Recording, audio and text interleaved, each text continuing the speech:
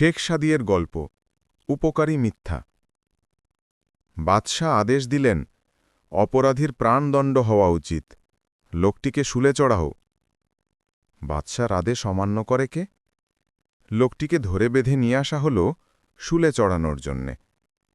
লোকটা কাতর অনুনয় বিনয় করল, কিন্তু বাদশাহ অনড়। লোকটা বুঝল বাঁচবার তার কোনো আশা নেই। তখন সে বাদশার উদ্দেশ্যে গালাগালি শুরু করল, হাত পা ছুঁড়ে চিৎকার করতে লাগল। বাদশাহ বসে আছেন বেশ দূরে। লোকটির চিৎকার চেঁচামেচির কোনো অর্থ তিনি বুঝতে পারলেন না। পাশে বসা একজন সভাসদকে তিনি জিজ্ঞেস করলেন, লোকটি কি বলতে চায়? সভাসদ দেখলেন ভারী বিপদ। সত্য বললে বাদশাহ হয়তো ভয়ানক রেগে যাবেন।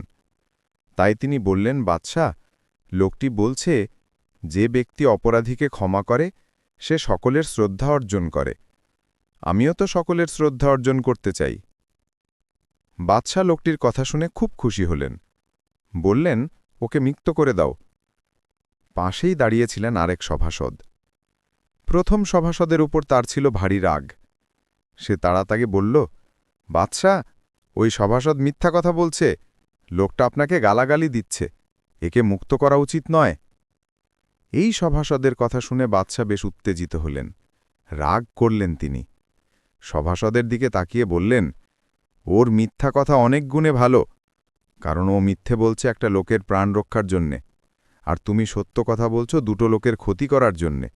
তাহলে আমি কার কথা শুনব? ক্ষতিকর সত্যের চেয়ে উপকারী মিথ্যা আমার কাছে অনেক বেশি গ্রহণযোগ্য। বাদশার কথা শুনে সভাসদরা ধন্য ধন্য করতে লাগল।